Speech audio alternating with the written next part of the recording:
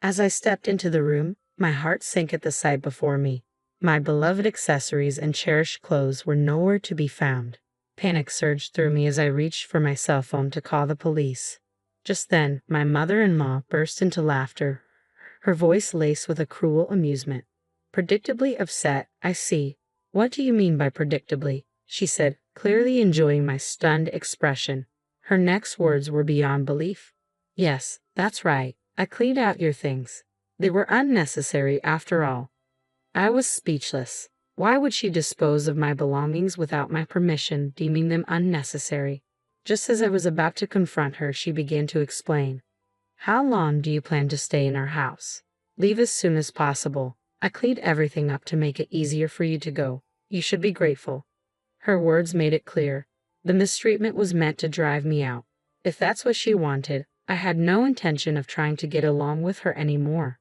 Understood. I'll move out, I said. If you understand, then make it sooner.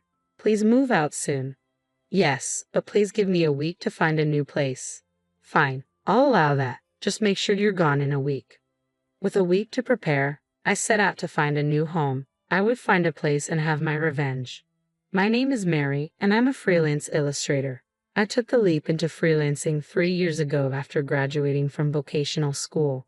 After working at an animation production company and saving up, I decided to go independent. When I told my husband Ken about my decision, I was relieved by his positive response.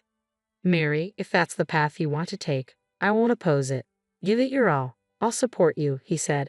Ken and I have been together since vocational school, maintaining our relationship through different careers, and we got married in our 3rd year of working adults. This year marks our 8th anniversary, and I'm incredibly grateful for his support. Despite initial challenges and frequent disappointments as a freelancer, I persisted.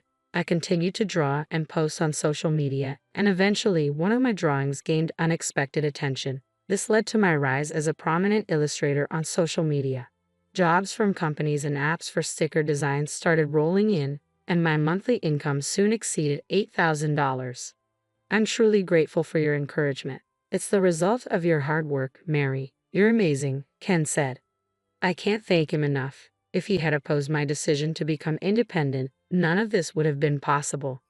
I wouldn't have achieved this level of income if it weren't for my persistent efforts. Although I haven't saved up a lot yet, my goal is to buy a house and create my own workspace.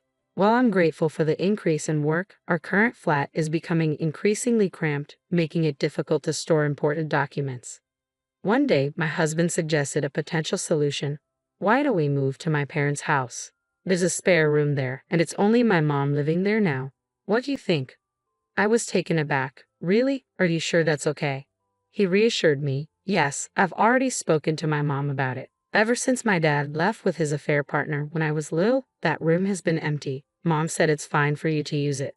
It was a generous offer, and I saw no reason to decline. I agreed to the move, and 2 weeks later, we visited his family's house. My mother-in-law greeted us warmly. It's been a while, Mary, she said. Yes, it has, I replied. I've heard from Ken that you're a popular illustrator now. Oh, it's nothing like that, she said modestly. Feel free to use the room as you like. Come in, she invited us with a smile. I felt at ease with my kind mother-in-law and husband and was determined to focus on my creative work in this new environment. Thus, a new chapter of my life began at my in-law's house. At that time, I was unaware of the underlying dynamics within the family. 3 months after moving in, I had settled into the new surroundings. This job is done, I thought, pleased with the improved work environment and the significant boost in my income. Everything seemed to be going smoothly. However, 2 months later, life took an unexpected turn. My husband was suddenly laid off from his company. What should I do now? He sighed as soon as he got home. I was concerned. What happened? Was there trouble at work? Are you okay? Was there an issue with a client? He had been working in sales at a major trading company, handling industrial products since graduating from vocational school. I had initially thought it was a minor issue with his sales performance, but his response was completely unexpected. I've been fired, he said. What? I was taken aback. I mean, you've been laid off? Yes, he explained. But why? You've been working so hard. How could this happen? I asked, struggling to grasp the situation. They said our department was underperforming and that maintaining us was a burden. They gave me a choice between a drastic pay cut or a decent severance package. It's effectively downsizing, he said. I was at a loss for words. I felt helpless, unable to comfort him as he faced this unexpected turn of events. The company he had dedicated years to had discarded him so easily. The next day, my husband began spending his time idly at home. I hoped he would quickly start looking for a new job, but he didn't seem ready to take that step. It looked like the responsibility of supporting us now fell on me. Determined to make up for the lost income, I threw myself into my work with even more dedication. Sometimes I worked nonstop from morning till night, barely finding time to eat. I wondered if I was pushing myself too hard, but the results were undeniable. At the end of the month, a substantial amount of money was deposited into my account, an amount I had never seen before. I called my husband over to share the news. Hey, you don't need to rush into finding a job right now. We earned $440,000 this month alone. I think we can manage if we don't spend it wastefully, I said. Wow, that's impressive, he said, his voice tinged with surprise. But there was a coldness in his eyes that made me question why I had shared my income details with him. The next day, my mother-in-law's persistent demands began.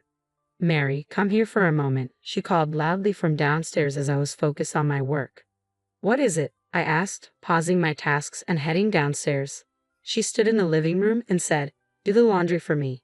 But I haven't finished my work yet, I replied. You can do that later. You've been quiet so far, but isn't it about time you did some housework? You're a daughter-in-law, after all, she said directly. Faced with her blunt words, I reflected on her position and realized she had a point. I understood the expectations placed on me.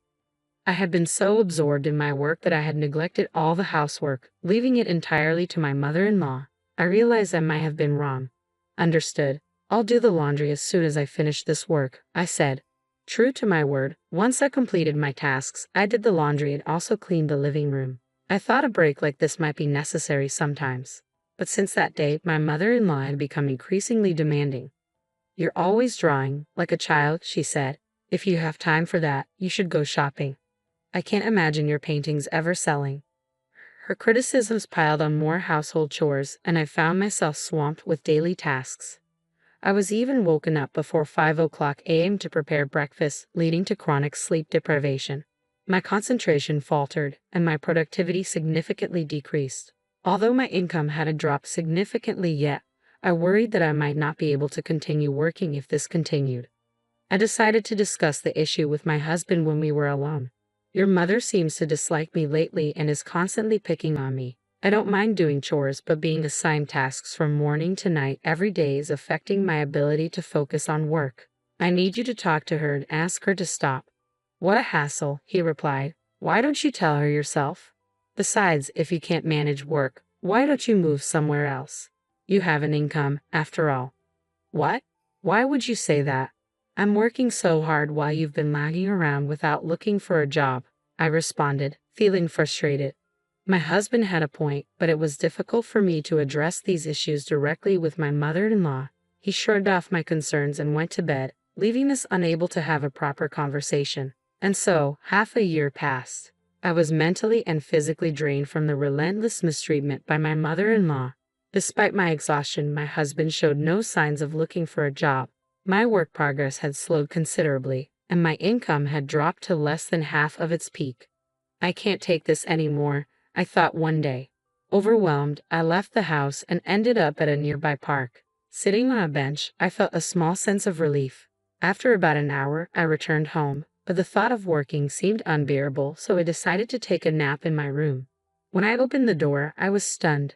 What's this? I couldn't believe my eyes. All my favorite accessories and cherished clothes were gone. I panicked and was about to call the police when I heard my mother-in-law's voice behind me. Predictably upset, I see, she said with a mocking tone. What do you mean, predictably? I asked, bewildered. Her laughter was sharp and dismissive. Yes, that's right. I cleared out your stuff. It was all unnecessary. I was speechless. Why had she disposed of my belongings without asking? As I tried to process her actions, she continued, How long do you plan to stay here? Just leave already. I cleared everything to make it easier for you to go. You should be grateful. Her words made it clear. All this mistreatment was meant to drive me out of the house. If that's what she wanted, I no longer had any desire to get along with her. I understand. I'll move out, I said. Good, make sure you do it soon, she replied. Yes, but please give me a week to arrange a new place, I requested. Fine, you have a week. Just make sure you're gone after that, she agreed. I quickly found a new place to move to. Initially considering a detached house, I ultimately chose a luxury high-rise apartment to make a statement. I was leaving not only my mother-in-law, but also my husband, who was lazily depending on my income and showing no effort to find a job. Fortunately, I had saved enough money before my income dropped, which I used for this move. I signed the lease with the real estate agent and was ready to leave at any time. When the week was up, I packed up and prepared to leave. On the day I was set to depart, I filed for divorce from my husband. Did you sign this and send it back to the court? I asked. Huh? What's this? He responded, confused. This is a summons from the court. Why are we suddenly talking about divorce? He asked, visibly bewildered.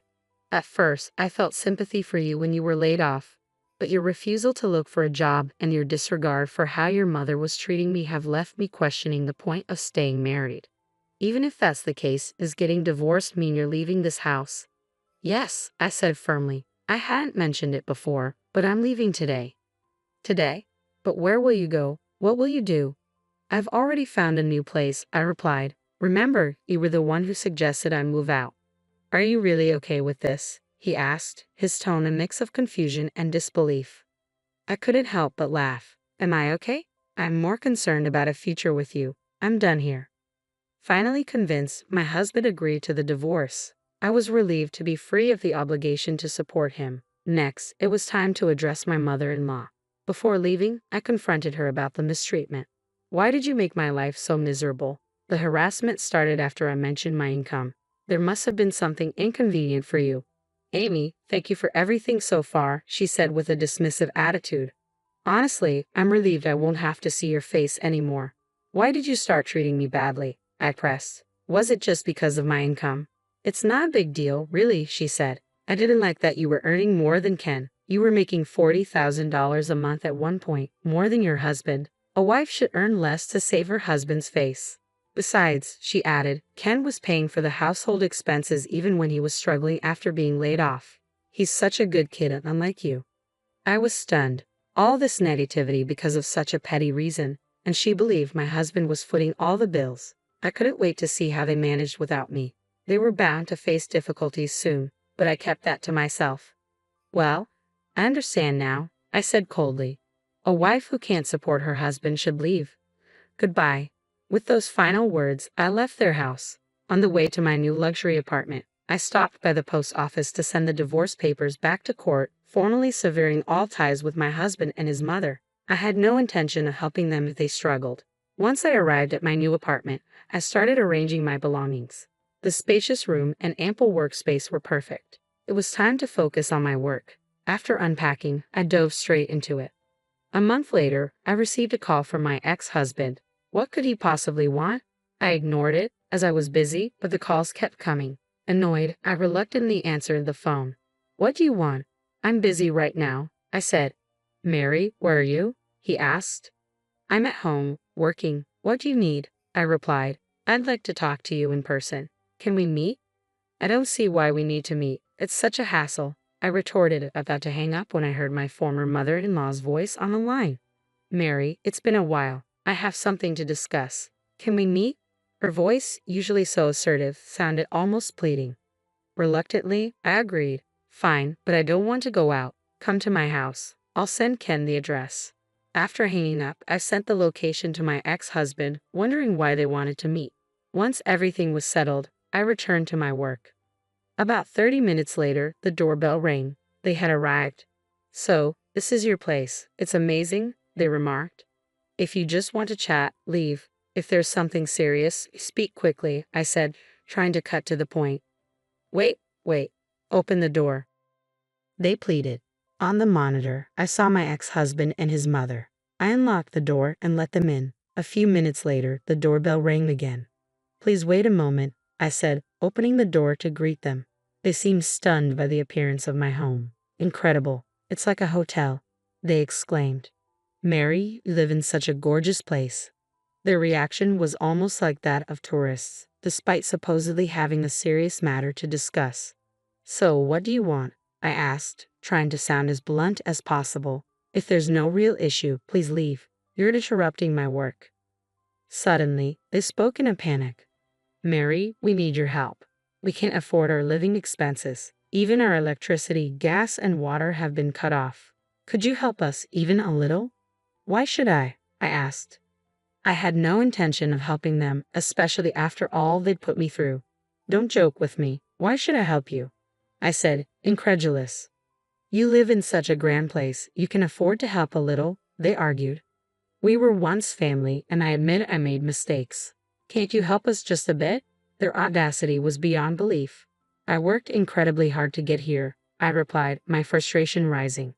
Even before our divorce, I was supporting your lifestyle despite the harassment from my mother-in-law that cost me jobs. You wouldn't understand the effort I put in, you just exploited me and relied on my income. Their silence was all the response I needed. This conversation is over. If you come back, I'll call the police. Goodbye. I never want to see you again. Wait, Mary, so what should we do now? They asked, almost impressively persistent despite everything. That's not my problem. You could start working part-time or find other means of support. Figure it out yourselves. I've made it clear I'm not inclined to help those who've been ignoring me, I said, my voice rising with pent-up frustration. I yelled at his mother, and their shocked expressions told me they were finally grasping their situation. They hurriedly left, and I felt a sense of satisfaction watching them go. Their desperation, so different from their previous arrogance, was unforgettable. Helping them was out of the question. I returned to my work, determined to move on. A month later, I finished work early one day and planned to enjoy some free time. I remembered I hadn't opened the living room curtains, so I pulled them back and glanced outside. To my surprise, I saw my former mother-in-law and ex-husband walking around my apartment building. They're still persistent, I thought, noting that they didn't come to my door. They were probably mindful of my warning. Curious, I decided to take a closer look. I watched them from the window and then made a call. Hello? What are you doing? What do you mean, what are we doing? My ex-husband replied, sounding defensive. We're just walking around. I can see you from here. Don't make me call the police, I said. No, we're here, but we're not doing anything wrong, he insisted. So what do you want? You came to ask for my help, didn't you? Well, yes, but I've started working as a contract worker, and I hadn't received my salary yet. Could you lend me some money? I'll pay you back, he pleaded. It took being cornered to finally get you to ask for help. It's good you found a job. If you're working, you should be able to borrow from someone else before coming to me. Goodbye. I ended the call abruptly. About an hour later, I heard police sirens in the distance.